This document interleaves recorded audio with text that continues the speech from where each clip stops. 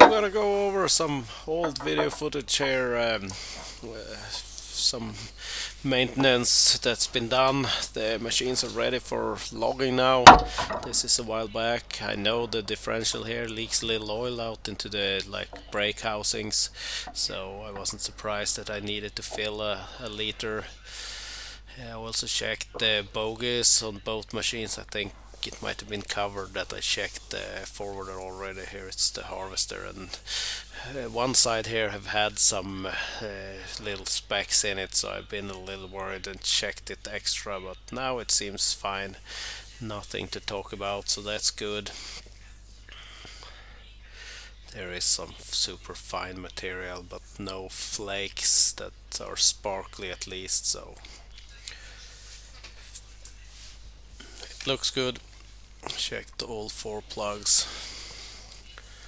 The two front ones on this one are very easy, and the rear ones are not so easy. Made sure to fill up the central lubing on both machines. I think it was only the forward that was covered, and then the extensions got a little lube on them because they move in and out.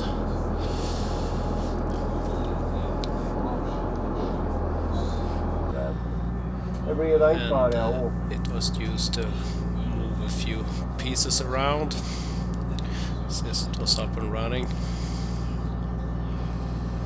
The beard is gone by now. This is old footage. Also the tire pressure sensors I've installed. Some cheapo units, but they can manage up to 6 bars. So, but they have a little solar panel that's supposed to charge them. It seems to add a little bit, maybe, because they have just been laying there loosely on the dash. If I use two cheapo units, one for the front half of the machine and one for the rear half. Now I actually, since they seem to be functioning, I was worried they would fail on me directly. But now that I have installed them on the windows, they will probably fail. But I made sure they sit where they are supposed to. Oh, and a big shout out to Skoda for making access to the oil filter super easy. I really enjoy. Sure, you have the skid plate or cover under the car and then the plug at the bottom, but the filter at least is very easy access on this car. One of the bogies needed a little bit of oil in it. It wasn't low, but a tiny bit low. And the hydraulic oil, after wrenching and repairing that sword mount that's been covered previously, I've had a few liters of hydraulic oil. So that needed to be topped off before.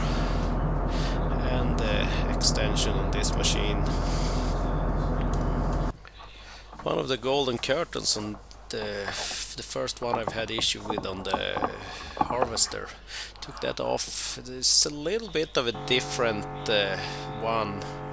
So, and I cleaned up because I'd used flour, and that creates mold. So if you use flour to search for leaks, make sure it's you can clean it up very well, because I had started seeing a bit of mold form in areas. So I arranged to be able to rinse that off.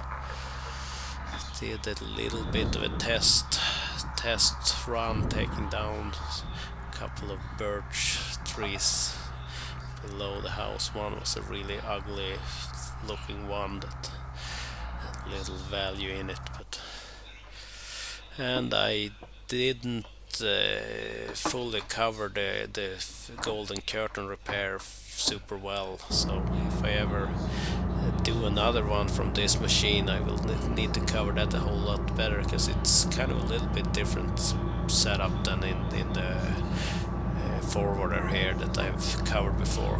Had my niece visit, and I'm not sure if she's helping out, but she seems to be interested a little bit at least. Ja, så där blev den här också mycket. För den här hade bra kontroll, så den låg ner. Picking up a few wind-fallen trees and other things. And one of the sensors had run out of power for the tire pressure. I should replace all the batteries, but because if I have problems this winter, I will probably have ice and stuff there. But I'm just replacing the one battery for now. If I have any more go out before the winter hits, I would probably replace all of them. And here we go. Because last season I had a tiny bit of a leak at some points from this place, and now I could clearly see it's shooting out oil here.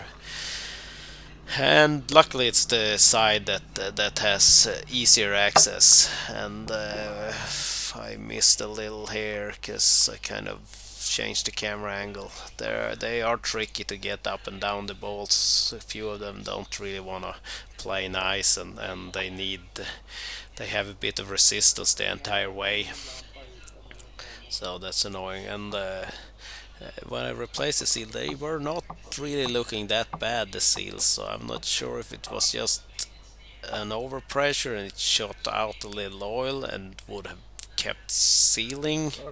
But since I had seen leaks several times from this place clearly visible, I kind of needed to open up and see if its seal was bad or not. But I replaced them with new seals anyway.